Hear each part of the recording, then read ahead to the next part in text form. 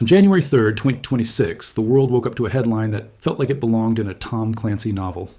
American Special Forces had just executed a nighttime raid deep inside Caracas. They didn't just strike a military target. They extracted President Nicolas Maduro from his fortified bunker and flew him to a U.S. aircraft carrier. Inside the global economy breaks down the hidden forces shaping the world economy. Most people saw this news and thought it was just another chapter in the long saga of U.S. intervention in Latin America. But they were missing the real story. This wasn't really about Maduro, it wasn't about drugs, and it wasn't about democracy. This raid was a message sent to a specific address in Beijing. It was the kinetic explosion of a 25-year economic war that most Americans didn't even know was happening. It was the moment the United States finally decided to enforce a line in the sand against its biggest rival. To understand why American helicopters were flying over Caracas in 2026, we have to go back to a document released just a few weeks earlier in December 2025. The Trump administration released its national security strategy. Usually these documents are full of bureaucratic fluff that nobody reads, but this one was different. Buried on page 17 was a phrase that made diplomats in Beijing choke on their tea. It warned against non-hemispheric competitors. That is diplomatic code for China. The document admitted something that Washington had ignored for decades. It admitted that while the U.S. was distracted fighting wars in the Middle East, China had quietly bought the Western Hemisphere. The strategy announced the resurrection of the Monroe Doctrine. For those who skipped history class, the Monroe Doctrine is from 1823. It basically said the Americas are the U.S. backyard and Europe needs to stay out. For 200 years, it was the rule of law in this part of the world. But in the 21st century, it had become a dusty relic. The 2025 strategy dusted it off and gave it teeth. They called it the Trump Corollary. It stated clearly that the U.S. would no longer tolerate outside powers controlling strategic assets in Latin America. The message was simple. The playground is closed. But by the time Washington decided to lock the gate, China was already inside. In fact, they had been inside for 25 years, building an empire right under America's nose. Let's rewind to the year 2000. Back then, trade between China and Latin America was a rounding error. It was about $12 billion. The region was firmly in America's orbit. If you wanted to build a road or a dam or an oil rig, you called New York or Washington. But then the Chinese showed up. They didn't bring Marines. They didn't bring lectures about human rights. They brought checkbooks. They offered Latin American leaders exactly what they wanted: cash, infrastructure, and no questions asked. By 2024, that $12 billion in trade had exploded to $515 billion. In one single generation, China increased its economic footprint in the region by 4,000%. While America was worrying about Iraq and Afghanistan, China was buying copper mines in Peru, lithium fields in Bolivia, and soy farms in Brazil. But nowhere was this strategy more aggressive and more dangerous to U.S. interests than in Venezuela. And this is where the story of the raid really begins. It starts with Hugo Chavez in 1999. Chavez was a former tank commander who became president, and he had a vision. He wanted to break Venezuela's dependence on the United States. He wanted a new patron. In October 1999, Chavez flew to Beijing. He visited the mausoleum of Mao Zedong and told the Chinese leaders that he had been a Maoist his whole life. The Chinese officials probably didn't care about his ideology, but they cared about what he was sitting on. The largest proven oil reserves in the world, bigger than Saudi Arabia, and right in America's backyard. It was a match made in geopolitical heaven. Venezuela needed money and independence from the U.S. China needed oil and a strategic foothold in the Western Hemisphere. They signed 15 agreements on that first trip, but that was just the appetizer. Over the next decade, they signed 430 more. The numbers are staggering. Between 2000 and 2018, China loaned Venezuela $67 billion. That is half of all the money China lent to the entire region of Latin America. Think about that. Beijing poured more money into Venezuela than any other country on earth. They weren't just investing. They were buying a state. They were buying a platform just 1,500 miles from Miami. For years, American policymakers watched this happen and did nothing. They thought Venezuela was a clown show. They laughed at Chavez's long speeches. They dismissed the economic mismanagement. They failed to see the strategic reality. China was building a fortress in the Caribbean. It was not until 2015 that the Obama administration started to wake up, declaring Venezuela a national security threat. But the real shift happened under Trump. The 2025 National Security Strategy was the declaration of war on this arrangement. It said that allowing China to penetrate Latin America was a major strategic mistake, and the raid on January 3rd was the correction of that mistake. The operation itself was called Absolute Resolve. The details that have come out since are terrifyingly precise. The CIA had been operating inside Venezuela since August 2025. They had assets inside Maduro's inner circle. They knew he didn't trust his own military anymore. He relied on Cuban intelligence officers for his personal security. He changed his sleeping location every night, but the Americans found a pattern. On the night of January 2nd, the order came from Mar-a-Lago. 150 aircraft launched from bases and carriers across the region. They swarmed Venezuelan airspace. They jammed the radar. They hit the air defense systems. And then Delta Force operators fast roped directly onto Fort Tiuna. Maduro tried to run. He had a panic room inside his bunker. Reports say he was seconds away from sealing himself inside a steel vault that would have taken hours to breach. But he was too slow. The operators grabbed him and his wife. Within 2.5 hours, they were on a helicopter flying north to the USS Iwo Jima. The audacity of it is hard to comprehend.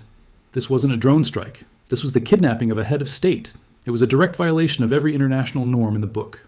And that was the point. It was designed to shock. In Beijing, the news hit like a bomb. Just 48 hours earlier, China had sent a special envoy to Caracas to shake Maduro's hand and promise him support.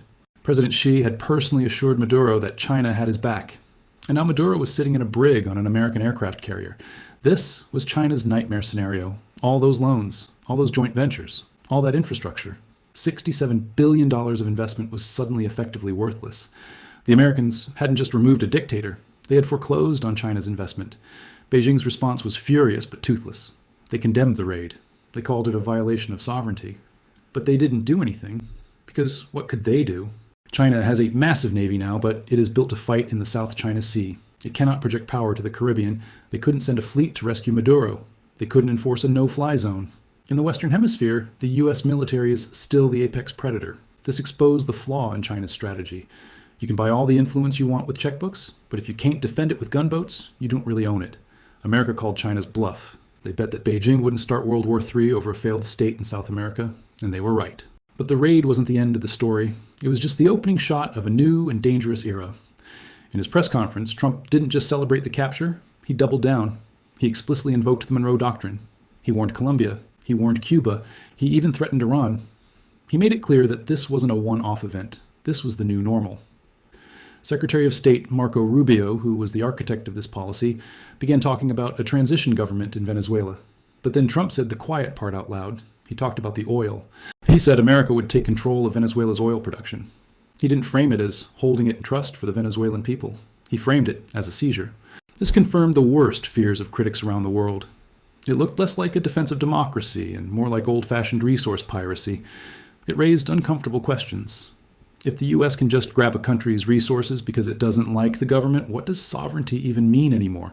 And this brings us to the dangerous game of escalation we are now playing. China might not be able to fight the U.S. and the Caribbean, but they are not going to just walk away. They have lost face. They have lost money.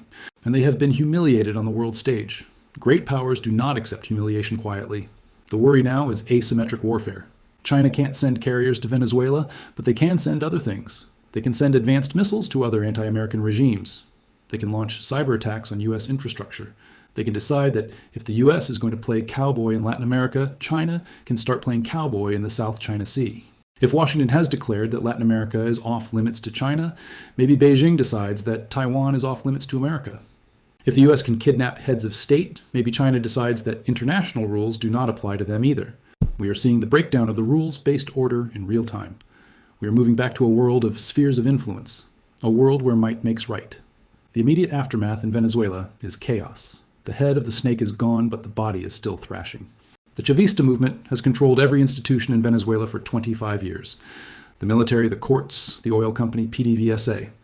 They're all filled with loyalists. Just because Maduro is in a cell in New York doesn't mean those people are going to surrender. We could see a civil war. We could see an insurgency. We could see a situation like Iraq in 2003 where the U.S. wins the invasion but loses the peace. And if Venezuela collapses into anarchy, it destabilizes the whole region. Millions more refugees could flood into Colombia and eventually to the U.S. border. And there is the oil question. Venezuela's oil infrastructure is a rust bucket. It has been neglected for years. Getting it back online requires billions of dollars and years of work. Trump says America will take control and sell the oil, but it is not that simple. You can't just turn a valve and have cash come out. Then there's the reaction of the rest of Latin America. Think about how this looks to a leader in Brazil or Mexico or Chile. The United States just proved it is willing to invade a neighbor and snatch its president. That is terrifying. It might force countries to fall in line with Washington out of fear. But it also creates deep resentment. It validates everything the anti-American left has been saying for decades. It makes the US look like an imperial bully. Ironically, this might make China's pitch even more attractive in the long run. China offers trade and loans without the threat of invasion. America is now offering a choice. Do what we say, or we might come for you next. That is not a basis for a healthy alliance. It is a protection racket. We also have to look at the other players. Iran has been building ties with Venezuela for years. They have sent tankers of fuel. They have helped fix refineries. They see Venezuela as a forward operating base against the great Satan. Now that base is gone, does Iran lash out in the Middle East to retaliate? Does Russia, which also had investments in Venezuela, decide to turn up the heat in Europe? Everything is connected. You cannot pull a thread in Caracas without moving the fabric in Taipei and Tehran. The most chilling part of this new doctrine is what it says about the future of global conflict. We are leaving the era of globalization, where trade was supposed to stop wars. We are entering an era of decoupling. The world is splitting into blocks. There's the American bloc and the Chinese bloc, and countries are being forced to choose sides. For 25 years, China played a very smart game in Latin America. They were patient. They were quiet. They built influence brick by brick. They thought that economic gravity would eventually pull the region into their orbit. They underestimated the American willingness to use brute force. But America might be overestimating what force can achieve. You can remove a dictator with a helicopter raid. But you cannot bombard an idea. You cannot shoot a debt trap. You cannot airstrike an economic dependency. China is still the biggest trading partner for South America. That reality didn't change when Maduro got on that helicopter. The US has won the battle for Venezuela, but the war for the hemisphere is far from over. Beijing will adapt. They will find new ways to exert pressure. They will use this raid as propaganda to paint the US as a lawless aggressor. They will tell the global South that America is dangerous and unreliable. And let's be honest, they have a point. The US just proved that it puts its own strategic interests above international law. The Monroe Doctrine was always arrogant. It claimed an entire hemisphere as property. The Trump Corollary takes that arrogance and weaponizes it. So what happens next? The eyes of the world turn to the other dominoes. Cuba is 90 miles from Florida. They have a Chinese spy base on the island. Is that the next target? Nicaragua has allowed Russian troops to train on its soil. Are they on the list? The precedent has been set. The taboo has been broken. We are in uncharted waters. The risk of miscalculation is higher than it has been since the Cuban Missile Crisis. If China decides it has to draw its own red line to save face, we could see a collision that nobody wants. The raid on Caracas was tactically brilliant. It was a display of military capability that no other nation can match. But strategically, it is a massive gamble. It is a bet that fear works better than partnership. It is a bet that the US can hold onto its empire by force while its economic influence declines. History is littered with empires that made that bet. It usually doesn't end well. As the dust settles in Caracas and the lawyers in New York prepare the case against Maduro, the real trial is happening in the court of global opinion. The United States has declared that the Western Hemisphere is a closed shop. It has evicted the Chinese tenant. But holding onto the property is going to be expensive and bloody. The 21st century just got a lot more dangerous. The polite fiction of the post-Cold War order is gone. The velvet gloves are off. The iron fist is out. And everyone from Beijing to Brasilia is looking at their maps and wondering who is next. This is the reality of the new great game. It is not played with diplomats and trade deals anymore. It is played with special forces and regime change. The raid on Venezuela shook the world, not because of who was captured, but because of what it revealed about the future. A future where superpowers don't compete. They collide. A future where sovereignty is conditional. A future where the only law that matters is the law of the jungle. The United States has made its move. Now the world waits for China's countermove. The silence from Beijing is not the silence of submission. It is the silence of a giant deciding where to strike back. As we watch the footage of U.S. troops patrolling the streets of Caracas, we should remember that this is not the end of the story. It is just the end of the beginning. The battle for Latin America has gone kinetic, and the shockwaves will be felt for decades. This operation has fundamentally changed the calculus for every nation that tries to balance between Washington and Beijing. The middle ground has vanished, the fence is gone, you have to pick a side. And if you pick the wrong one, you might wake up to the sound of rotors overhead. That is the message of the new Monroe Doctrine. It is loud, it is clear, and it is terrifying. America is back in the empire business, and business is booming. Stay watching the headlines, because the next chapter won't be written in a policy paper. It will be written in history books. The raid on Venezuela wasn't just a news story, it was a warning.